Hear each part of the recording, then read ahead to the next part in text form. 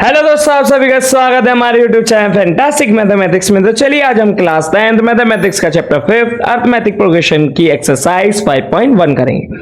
पर ये जो एक्सरसाइज 5.1 है उससे पहले हम जो इंट्रोडक्शन करा है उसका थोड़ा सा रिकैप कर लेते हैं। इंट्रोडक्शन में हमने क्या देखा? इंट्रोडक्शन में हमने देखा जो चैप्टर का नाम ही है ना, मतलब अरिथमेटिक प्रोग्रेशन। वो अरिथमेटिक प्रोग्रेशन कब अरिथमेटिक प्रोग्रेशन कहलाती है? वो जब ही अरिथमेटिक प्रोग्रेशन कहलाती है जब जो डी है मतलब कॉमन डिफरेंस वो हर जगह क्या हो, सेम हो।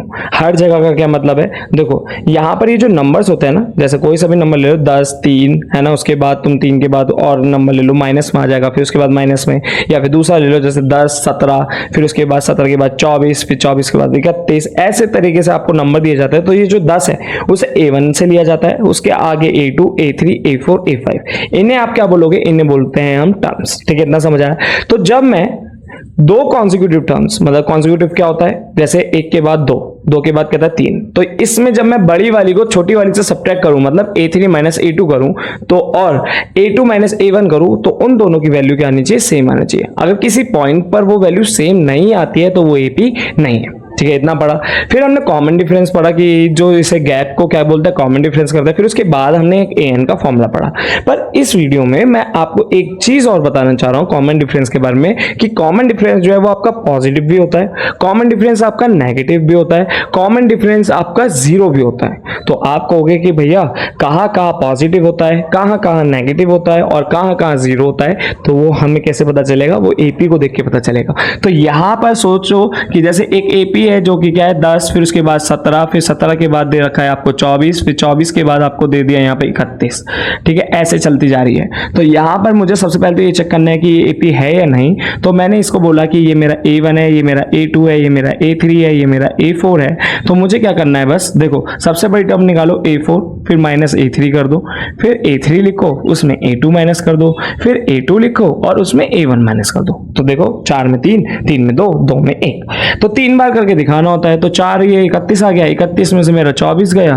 ठीक है, फिर ऐसे कर लेना, चलो इसका 31 में से 1 गया तो 7 बचा। यहाँ पर देखो A3 24, 24 में से मेरा A2 गया तो 17, यहाँ पर भी मेरा क्या बचेगा? 7 बचेगा। और यहाँ पर A2 मतलब 17 माइनस ये हो गया 10, तो ये भी मेरा कितना बचेगा? 7। तो देखो यहाँ पर अगर मैं कहूँ कि इन इसके और इसके बीच में गैप कितने का? 7 का। इसके और इसके बीच में गैप कितने का? 7 का। इसके और इसके बीच में कितने का गैप है? 7 का। इसी गैप को क्या बोलते हैं? कॉमन डिफरेंस, जिसको D से दिखाया जाता है। और यहाँ पर ये जो D की वैल्यू क्या आई? वो क्या आई? पॉजिटिव। तो जब ये पॉजिटिव आई तो यहाँ पर मैं कह सकता हूँ ये जो कॉमन डिफरेंस है वो क्या है? पॉजिटिव है। ठीक है, नेगेटिव वाला केस देख लो। देखो नेगेटिव में क्या होता है, जैसे मैंने ले लिया 10, 10 के बाद मैंने ले लिया 7, और 7 के बाद मैंने ले लिया 4, फिर 4 के बाद 1 आया, 1 के बाद -2 आया। ठीक है, ऐसे चलता गया। अब मुझे यहाँ पे दोबारा चेक करना है कि ये AP है या नहीं। तो जो सबसे पीछे वाली टर्म है, जैसे ये 5 है तो 5 बार निकालो, पर 4 बार निकाल के 3 बार निकाल देना वो बहुत है। ठीक है, तो यहाँ पे देखो A4 माइनस, देखो ये A4 हो गई है, तो ये A5 तो लिखना चाहो तो लिख लेना। फिर यहाँ पर A3 A2 और A1। ठीक है, तो A4 माइनस A3, फिर A3 माइनस A2, फिर A2 माइनस A1।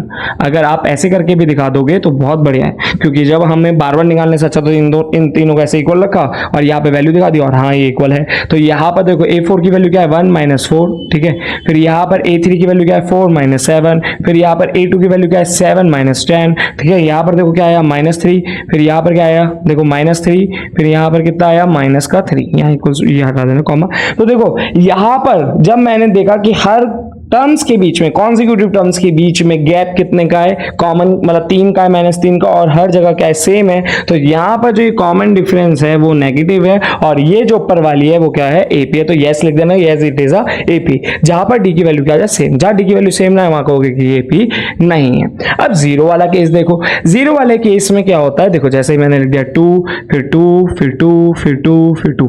अब आपको नंबर नहीं देखने होते, आपको देखना होता है ये A1 A2 प्लेस। जैसे मैं कहूँ कि इसकी जगह, तो ये A3, ये A4, ये हो गया A5। तो मुझे कॉमन डिफरेंस निकालना, तो यहाँ पे मेरा हो जाएगा A4 माइनस A3, फिर A3 माइनस A2, ठीक है, फिर A2 माइनस A1। ठीक है, A2 माइनस A1। अब यहाँ पर A4 की वैल्यू है 2, A3 की वैल्यू है 2, A3 की वैल्यू है 2, A2 की वैल्यू है 2, A2 की वैल्यू है 2, और ये हो गया 2। कितना 2 2 आ रहा है। तो यहाँ पर देखो कॉमन डिफरेंस तो यहाँ भी सेम आ रहा है। तो मुझे एक बात पता चली कि अच्छा कॉमन डिफरेंस तो यहाँ भी सेम आ रहा है, इसका मतलब ये भी आपकी क्या है, एपी के अंदर इंक्लूड होती है।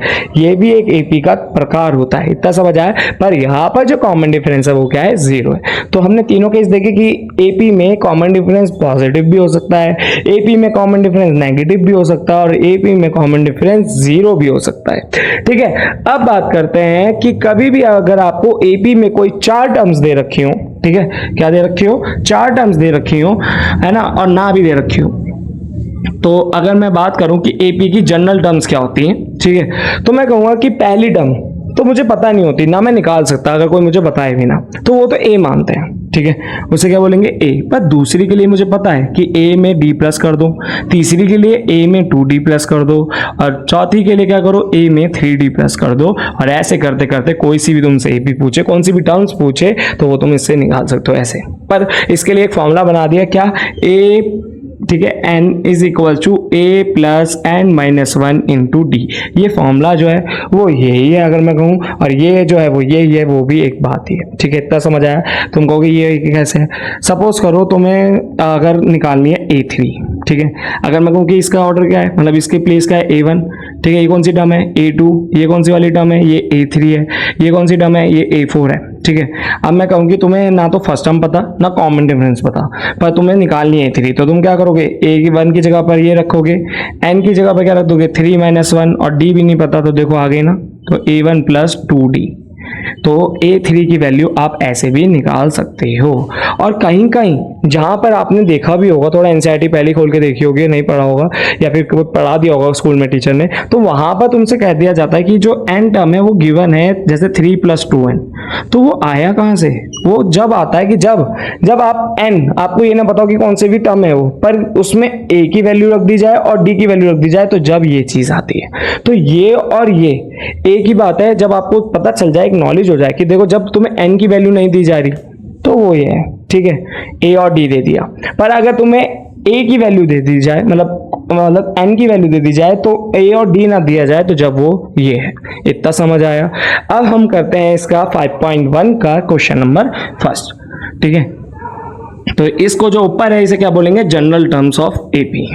ठीक है, अब आगे चलते हैं कि 5.1 का क्वेश्चन नंबर फर्स्ट क्या कह रहा है। इन्होंने कहा है, in which of the following situations does the list of numbers involve make an arithmetic progression and why. तो सबसे पहले वाला जो केस है उसमें क्या बोला है, the taxi fare after each kilometre when the fair is 15 rupees for the first kilometre and 8 rupees for each additional kilometre. तो इसका मतलब क्या कह रहा है, वो ये कह रहा है कि एक टैक्सी फेयर है ना, उसमें मतलब टैक्सी का भाड़ा है ना, वो 15 रुपए पहले ही किलोमीटर का, मतलब पहले किलोमीटर अगर किसी को जाना हो तो वो 15 रुपए देगा। ठीक है, फिर उन्होंने कहा कि जो एडिशनल है कि 15 के बाद जैसे उसे 2 किलोमीटर का सफर करना है या फिर 5 किलोमीटर का सफर करना है, तो उसमें जैसे प्रत्येक किलोमीटर पर जैसे 2 के बाद 3 आता है ना, तो वो 8 जोड़ेगा, 15 में 8, फिर क्या करेगा, 8 जोड़ दिए तो कितने आए, 23 अमाउंट है। अब जैसे सोचो उसे 4 किलोमीटर जाना है, तो 3, उसके बाद 2, 3, तो 3 में 8 जोड़ा, फिर दोबारा 8 जोड़ेगा, तो ऐसे 8 वो जोड़ता जा रहा है। इतना समझ आ रहा है। तो यहां पर ये एपी बनाएगा या नहीं बनाएगा वो हम चेक करते हैं। तो यहां पर मैं क्वेश्चन नंबर फर्स्ट में,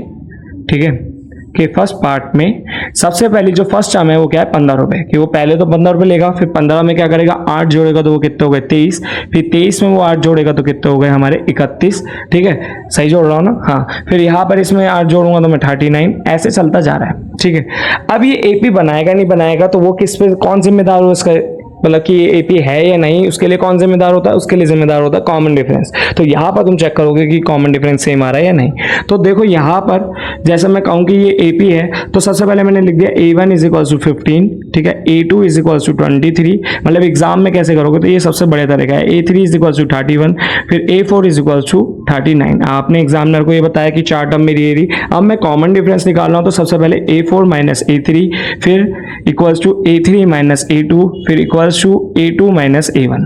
ठीक है, अगर ये तीनों मतलब ये और ये बराबर आ जाता है तो ये एपी है, वरना ये एपी नहीं है। तो देखो यहाँ पर क्या आएगा, 39, ठीक है, फिर माइनस का मेरा कितना आ जाएगा, 31, फिर यहाँ पर क्या आया, देखो यहाँ पर आया 31, माइनस का ये क्या आया, 23, और ये आया यहाँ पर 23 माइनस का 15।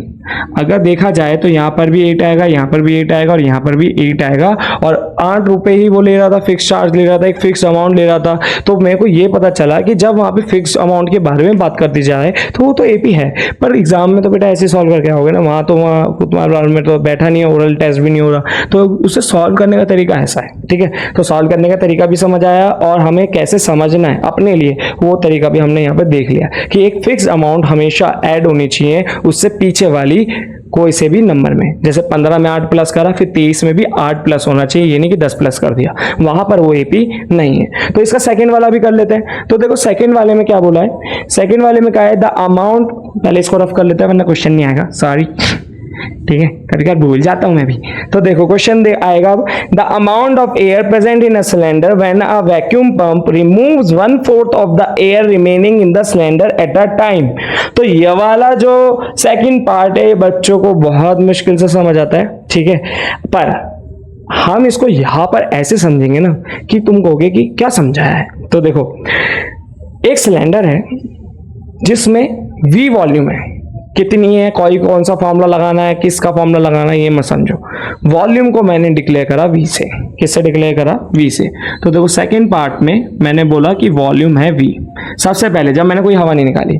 अब मुझे इसकी 1/4 एयर निकालनी है, क्या निकालनी है, 1/4। 1/4 का मतलब होता है जो वॉल्यूम है ना उसको 4 से डिवाइड कर दो। तो ये हवा मुझे किस में से निकालनी है, इस V में से निकालनी है। तो माइनस से तो करूंगा तो V माइनस V/4, ठीक है। ये मुझे क्या करनी है, हर बार 1/4 निकालनी है ना। तो जो बचेगी सिलेंडर में, सोचो मेरा सिलेंडर है, ठीक है, सिलेंडर ऐसे बना लो यार, ठीक है, ये सिलेंडर है। तो जब मैंने V में से V-4 करी तो ये तो सिलेंडर में बची, ठीक है। तो इसी अमाउंट को द्वारा मैं यहां लिखूंगा तो वो कैसा है कि देखो V के नीचे मैंने लगाया 1, तो देखो V माइनस ये हो जाएगा यहाँ पे 4V/4। देखो 1 और 4 का 4 एलसीएम आया, 1 के टेल में 4 बार इजा 4 की मल्टीप्लाई V से कर दी तो 4V-4। तो देखो यहाँ पे क्या आया 3V/4, ठीक है, क्या आया 3V/4। तो जब मैंने ये V/4 वॉल्यूम इसमें से V में से निकाल ली तो सेकंड जो मेरी सिलेंडर में वॉल्यूम बची वो बची 3V/4। ये कहाँ गई, ये तो गायब हो गई ना, निकाल दिया आपने, आसमान में चली गई। अब वो जो सेकंड वॉल्यूम है वो ये नहीं रही, वो ये हो गई। तो अब सिलेंडर में जो वॉल्यूम बची वो क्या बची, वो बची 3V/4। अब मुझे इसकी 1/4 निकालनी है, तो 3V/4 डिवाइडेड बाय 4, तो इसे ही बोलता है 1/4। तो यहाँ पर देखो 4 के नीचे क्या लगाओगे, 4 के नीचे लगाओगे 1, यहाँ पर ये गया, यहाँ पर ये गया, तो देखो क्या आएगा 3V/16। क्या आया 3V/16, क्योंकि 4 से 4 की मल्टीप्लाई कर दी और ये क्या आया 3V का उधर गया तो 3V/16। अब ये बताओ ये क्या है, ये वो है जब मैं सेकेंड बारी में इस 3V में से ये गैस बाहर निकालूंगा, एट अ टाइम बोला है ना 1/4। तो इस वाली जो गैस जो सिलेंडर में बची है उसका 1/4 क्या है ये, और इसको ही मेरे को इसमें से सब्ट्रैक्ट करना है, तो सिलेंडर में फिर वो वॉल्यूम बचेगी। तो जब मैं यहाँ पर थर्ड टर्म कैसे लिखूंगा, जब मैं 3V/4 माइनस करूंगा 3V/16, तो देखो क्या आएगा 4 और इसका एलसीएम आया 16, 4 के टेल में 16 कितनी बारी जाता है 4 बारी जाता, तो ये हो गया 12V, फिर माइनस 16 के टेल में 16 1 बारी जाता, तो ये हो गया 3V। तो आंसर आएगा 9V/16। क्या आया 9V/16। इतना समझ आया। तो यहां पर अगर तुम D निकालोगे तो वो कैसे आएगा A2 माइनस A1, ठीक है, और फिर शायद यहाँ पे चलो एक काम करो, यहाँ पे करो A3 माइनस A2 और A2 माइनस A1। अगर यही दोनों बराबर नहीं आए तो वो AP नहीं है। तो अगर मैं करूँ 9V/16, देखो थर्ड टर्म तो मेरी ये रही और सेकंड टर्म मेरी ये रही, तो ये हो गया 3V/4, वो बराबर आना चाहिए 3V/4 और माइनस V। तो करके देखते हैं, यहाँ पर वही आएगा, देखो 4 और इसका एलसीएम कितना आएगा 16, सॉरी, ठीक है, यहाँ पर ये आया 16 मतलब 16, तो ये हो गया 9V, फिर माइनस 4 के टेल में 16 कितनी बार था 4, तो यहाँ पर आ गया 12V, ठीक है। तो ये कितना हो जाएगा माइनस का 4V/16, ठीक है, और इधर करके देखो तो यहाँ पर आएगा 1, तो यहाँ पर मेरा आ गया 4, ठीक है, यहाँ पर मेरा हो गया 3V माइनस, देखो यहाँ पर मेरे को लगाना है 4, ठीक है, तो ये हो गया 4V, तो आंसर आया -V/4। अब यहाँ पर देखो ये हो गया मेरा 3, देखो 9 में से गया तो 3 आया ना, क्या ये इसके बराबर है, ये इसके बराबर नहीं है। तो जब ये इसके बराबर नहीं है तो कॉमन डिफरेंस की वैल्यू सेम नहीं है, तो इसका मतलब ये AP नहीं बनाएगा, तो नॉट अ AP, ठीक है। Not a TP. तो यहां पर हमने क्वेश्चन नंबर फर्स्ट का फर्स्ट वाला पार्ट और सेकंड वाले पार्ट को सॉल्व करने की कोशिश करी है। तो होप आपको हमारी वीडियो समझ आई होगी। अगर आपको हमारी वीडियो समझ आए तो प्लीज हमारी वीडियो को लाइक करें, हमारे चैनल को सब्सक्राइब करें, अपने दोस्तों को जरूर शेयर करें और अगर आपको कोई डाउट हो तो प्लीज कमेंट करके बताएं। Thanks for watching.